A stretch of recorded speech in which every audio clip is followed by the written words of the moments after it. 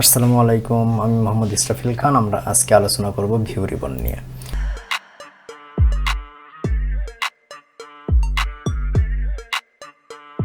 দেখেন, ভিউ রিবনে আমরা আসার পর আমরা এখানে যেটা দেখতে পাচ্ছি একটা পেজ, সেই পেজে কিছু ডাটা আছে। এই ডাটাটা অ্যাজ ইউজুয়াল নর্মাল অবস্থায় থাকে। দেখেন এখানে নর্মাল অবস্থায় আছে। এখন দেখেন তার পাশে আছে পেজ ব্রেক প্রিভিউ। আমরা যদি এখন এখানে ক্লিক করি তাহলে এখানে পেজ ব্রেক প্রিভিউটা দেখাবে। এর অর্থ হচ্ছে আমি এই পেজে যতটুকু ইউজ করেছি, ব্যবহার করেছি, লিখেছি, শুধু সেতটুকু বাদে বাকিটুক দেখাবে না।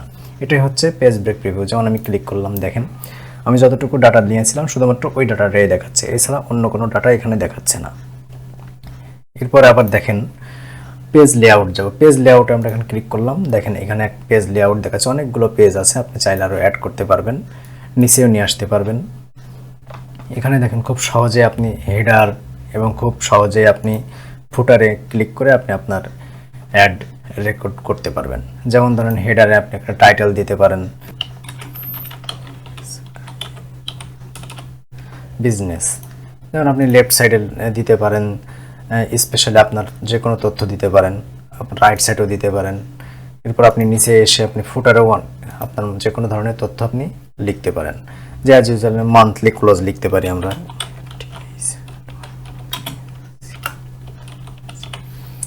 Monthly close. আমরা চাইলে ঠিক এইভাবে আমরা হেডার ফুটারও দিতে পারি, যেটা খুব সহজে আমরা ভিউ রিবনে যে পেজ লেআউটে যে দেখতে পারি।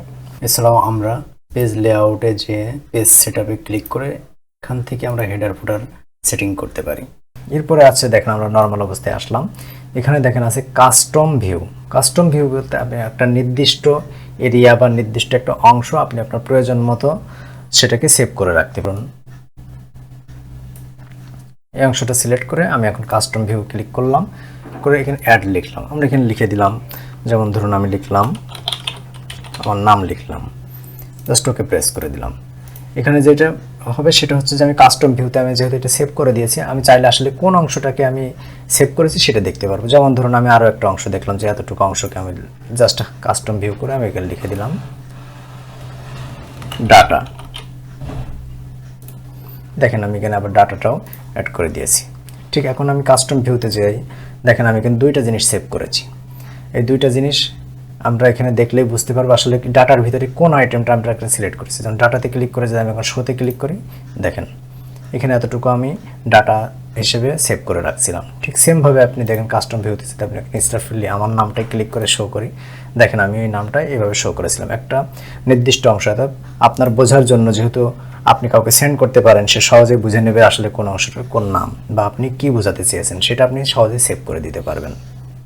এর পরের অংশে আছে দেখেন, আমরা দেখলে বুঝতে পারবো এখানে শো গ্রুপের ভিতরে আছে, যেমন দেখেন ফর্মুলা বার। দেখুন আমরা ইতিপূর্বে এটা দেখেছি যে আসলে এই এফএক্স এই অংশটাকে আমরা ফর্মুলা বার বলি।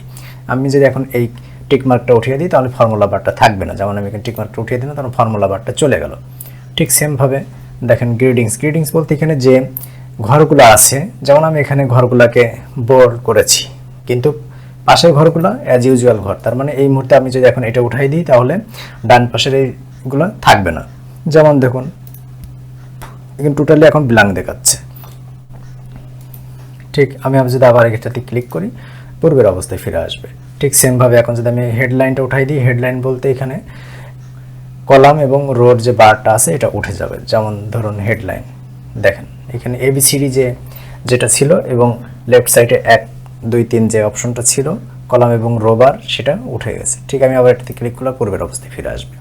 এখানে ঠিক তার পাশে আছে দেখেন জুম গ্রুপ বলতে জুম করতে হবে। যেমন আপনি এখানে ক্লিক করলে কত % জুম করতে চাচ্ছেন সেটা বলে দিবেন। আপনি ওকে প্রেস করলে এখন আপনি 200% জুম করেছেন। ঠিক সেমভাবে আপনি পূর্বের অবস্থায় অ্যাজ ইউজুয়াল আমরা সবসময় 100%-এ থাকি, এটা ক্লিক করলে আপনি একবারে 100%-এ চলে আসবেন। যেহেতু আমি বাড়িয়ে নিয়েছিলাম আমার জুমটা, আমি সেটা আবার বাড়িয়ে নিলাম। ঠিক জুম সিলেকশন, একটা নির্দিষ্ট অংশেও জুম সিলেক্ট করা যায়। ঠিক সেমভাবে দেখুন আমরা একটা নির্দিষ্ট অংশ জুম করতে পারি। যেমন এই অংশটাকে আমরা যদি এখন সিলেক্ট ক্লিক করি, শুধুমাত্র ওই অংশটাকে জুম করতে পারবো। ঠিক সেমভাবে যদি ধরেন আমি এই অংশটাকে দেখবো, তাহলে এখানে জাস্ট ক্লিক করবো, জাস্ট ওই মার্ক অংশটা চলে আসবে জুমের ভিতরে। ঠিক এভাবে আমরা একটা নির্দিষ্ট অংশ সিলেক্ট করে জুম করতে পারি। নিউ উইন্ডোর কাজটা হচ্ছে, দেখুন আমরা এখানে একটা উইন্ডো নিয়ে কাজ করছি, দেখেন এখানে সিলেক্ট করলে একটা দেখাচ্ছে। ঠিক সেমভাবে নিউ উইন্ডোজতে আমি একটা ক্লিক করি, তাহলে আমরা এখানে একাধিক উইন্ডো চলে আসবে। যেমন দেখুন আমি এখানে এখন ক্লিক করলাম, অটোমেটিকলি আরেকটা উইন্ডো চলে আসছে। আমি জাস্ট জুম করে নিচ্ছি দেখার সুবিধার্থে। এখন দেখুন এখানে যদি আমি এখন ক্লিক করি, দেখেন দুইটা উইন্ডো দেখাচ্ছে। আপনি যদি এখানে একাধিক উইন্ডো নিতে চান, ঠিক সেমভাবে আপনি দেখেন আরও একটা উইন্ডো চলে আসছে, তিনটা উইন্ডো। তার মানে এভাবে আপনি চাইলে আপনি নিউ উইন্ডো এখান থেকে নিতে পারবেন। ফ্রিজের কাজটা আমরা পরবর্তী ঠিক একটা লেকচারে দেখব। বুঝতে পেরেছেন যে ভিউ রিবনে কাজগুলো সংক্ষেপে আমরা কিভাবে করতে পারি। ধন্যবাদ সবাইকে। আমার ভিডিওটি যদি ভালো লেগে থাকে অবশ্যই আপনারা লাইক কমেন্টস করবেন। ধন্যবাদ সবাইকে। আসসালামু আলাইকুম।